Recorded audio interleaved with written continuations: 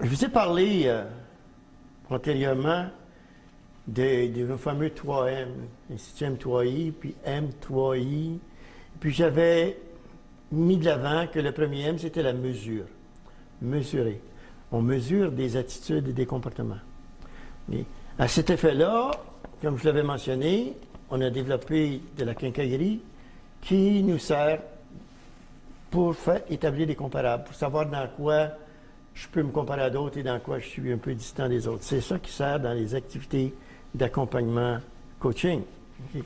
On parle d'accompagnement coaching, puis ça c'est important de ne pas perdre de vue la raison pour laquelle j'utilise cette expression-là. C'est parce que les gens qui s'embarquent avec nous autres dans la démarche du programme de supervision, je dis bien une démarche, c'est une démarche dans laquelle ils sont les maîtres d'œuvre, c'est eux autres qui décident de qu'est-ce qu'ils vont faire avec ça. Ils sont exposés à différentes thématiques comme celles que je vous ai présentées antérieurement. Et en parallèle à tout ça, okay, qui s'étale sur une période de 4 à 6-7 mois, okay, en parallèle à tout ça, il y a des rencontres individuelles d'accompagnement. Ou pourquoi accompagnement? Parce que une personne spécialisée dans l'utilisation de ces outils-là va aider à l'interprétation des données et en même temps va assister le client à se donner un plan de match, à se donner des activités qui vont permettre d'améliorer certaines de ses façons de faire bien pointues sur lesquelles elle se dit intéressée d'améliorer des choses. Donc, on se sert de ces outils comme ça. Maintenant, le premier M, de M3I, c'est mesurer. Une fois qu'on a la mesure et puis qu'on fait une démarche pour essayer de se questionner sur nos façons de faire, ensuite, on va, à l'aide des discussions qui ont lieu lors des rencontres collectives, entre autres, des discussions sur des situations de gestion ou suite à une analyse de questionnaire, okay, on va modifier certaines de nos façons de faire. Et une fois qu'on les a modifiées quelque peu, par des essais, okay, on pourra maîtriser des nouveaux comportements et tranquillement les intégrer. Donc, notre démarche, essentiellement, comme c'est illustré à la fin de chacun des modules dans la page couverture, okay, M3I pour mesurer d'abord, modifier, ensuite maîtriser, puis intégrer. Okay. C'est notre démarche. Le programme est étalé sur une période, comme je le mentionnais, qui peut aller jusqu'à 9 mois. Okay. Puis pourquoi c'est ce décalage-là, puis pourquoi étalé comme ça? C'est pour avoir la chance de se pratiquer, d'aller vérifier les choses, d'essayer et de ramener, lors de la rencontre suivante en collectif, les résultats des essais qui ont été faits. Et on s'enrichit à partir de l'expérience de chacun, des uns et des autres, lors de ces activités-là. C'est pour ça que on appelle ça une démarche qui est basée sur l'expérience, une approche expérientielle, où les gens sont sollicités à partir de situations où qu'on leur présente. Ils sont sollicités aussi pour partager avec les partenaires du groupe des situations que les autres aussi ont pu vivre, okay, puis essayer ensemble de découvrir comment on pourrait sortir de certaines situations inconfortables dans lesquelles on est. Oui. J'ai une question, Denis. Oui. Ce que je comprends, c'est que dans chacun des 8 journées de formation, dans les cahiers que tu nous as montrés, il y a des éléments de mesure. Les oui, dans chacun. Qui nous permettent de nous auto-évaluer ou nous questionner puis de nous comparer. Mais je vois que tu as aussi un document de les mains qui s'appelle le bilan de supervision. Comment il se distingue, lui, des autres outils de mesure que tu as dans les cahiers reliés à chaque journée de formation? Dans chacun des modules qui sont les activités collectives, il y a des petits exercices là, okay, qui peuvent être 12 items, une vingtaine d'items, où on demande aux gens de se positionner là-dessus. Et on dit que ces exercices-là peuvent être aussi duplicatifs puis remplis par les participants avec les gens de leur équipe. On leur suggère d'avoir l'opinion des gens de leur équipe dans le but de valider leur perception, parce que souvent de fois, comme je l'ai déjà mentionné, les difficultés qui sont rencontrées par les gens en situation de supervision-gestion, c'est lorsque leur façon de faire sont à l'opposé des attentes des participants, des attentes des membres de leur groupe. Donc, s'ils sont capables d'avoir de l'information factuelle, ils pourront plus facilement ajuster leur manière d'agir envers leur monde. OK? Donc, ces petits exercices-là qui sont dans les cahiers, comme celui qui est ici, entre autres, là, mais ces exercices-là sont des petites analyses de courte durée qui prennent pas de temps à être complétées.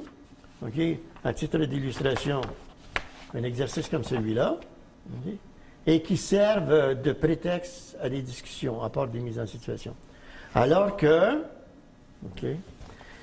les informations qui sont contenues dans un document comme le rapport qui fournit, c'est le bilan de mes pratiques de supervision, mais là, à ce moment-là, on a de l'information spécifique pour un individu relativement à ses forces ou à ses atouts et aux défis aussi qu'il a à entreprendre.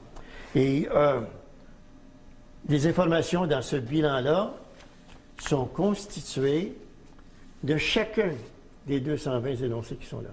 Chacun. Alors, ce que tu nous dis, c'est que dans ce bilan-là, on a le résultat d'une évaluation sur les 220 attitudes et comportements reliés aux 5 enjeux de la gestion. Effectivement. Et, Puis on est comparé. et ça prend ce format-là. OK. OK? Et c'est comparé avec un millier de répondants dans nos bases de données. On est rendu autour de 5000 quelques cents répondants qui ont complété les mêmes questionnaires. On a extrait un millier d'une façon aléatoire, OK, pour essayer de découvrir quelle serait une espèce de réponse moyenne. Puis on mesure toujours sur deux aspects, comment moi je suis en termes de degré d'habilité sur une échelle de 0 jusqu'à 10, et qu'est-ce que je pense qui est requis pour l'emploi dans mon contexte à moi. Et à toutes les fois qu'on rencontre une espèce de petit carré vert à côté d'une expression ou d'un énoncé, ça veut dire que c'est une force particulière quand on compare le score de ce répondant-là avec les autres. Et quand c'est un carré orangé, mais ça veut dire que c'est un peu déficient si on compare ce score-là à d'autres. Lorsque on a des petits crochets pour certains, ça veut dire que définitivement, cet individu-là échappe des ballons pour cet énoncé-là par rapport aux exigences du monde dans son milieu. Okay? Et puis, les 220 énoncés sont répartis également pour les 4 constituants de la personnalité. Okay? 55, 55, 55, où on a les attitudes et les comportements. Donc, tout ça, c'est greffé ensemble. Puis, quand on a fait ça sous la forme des énoncés, puis on les regroupe par la suite en termes de compétences. Et c'est pour ça que les 220 énoncés sont regroupés en termes de compétences, langage qu'on utilise dans les processus de recrutement, puis dans les qualifications des gens. Et puis ces 35 compétences-là sont à leur tour rattachées à 7 grands enjeux. C'est pour ça, c'est-à-dire 7 indicateurs de performance. C'est pour ça qu'on est parti de 5 enjeux qui se découpent en 7 indicateurs clés de performance, qui sont ceux qui sont ici. Dans le centre, puis je vais venir dans quelques instants. C'est 7 enjeux, 35 compétences qui sont tout autour, celles qui sont là. Et puis tout ça, c'est collé sur les dominantes de la personnalité pour lesquelles on a le décompte qui est à côté. Et ils sont répartis également en autant d'attitudes et autant de comportements. Une attitude, c'est une façon de faire. Une manière d'être plutôt, alors qu'un comportement, c'est une façon de faire. Okay. Donc, si je reviens sur les 7 indicateurs de performance, les 7 indicateurs clés, quels sont-ils? Le premier, c'est celui de la vision, de l'inventivité puis de l'ingéniosité. La personne qui est en charge d'une équipe a besoin d'être quelques pas en avant pour savoir qu'est-ce qui se passe. Donc, avoir une vision et être capable d'être assez ingénieux pour attacher ensemble les bouts de ficelle qui doivent être attachés ensemble. Mais ce n'est pas suffisant, parce qu'il y en a qui sont pleins d'idées. Il y a du monde qui sont pleins d'idées, puis je pense à ceux qui sont plus des gens qui agissent à la manière de l'explorateur. Ils sont pleins d'idées, mais ils ne sont pas pressés pour livrer une marchandise. Donc, c'est pour ça qu'il faut ajouter un autre élément, un autre indicateur de performance, c'est celui de l'orientation résultat. Est-ce que je veux livrer quelque chose?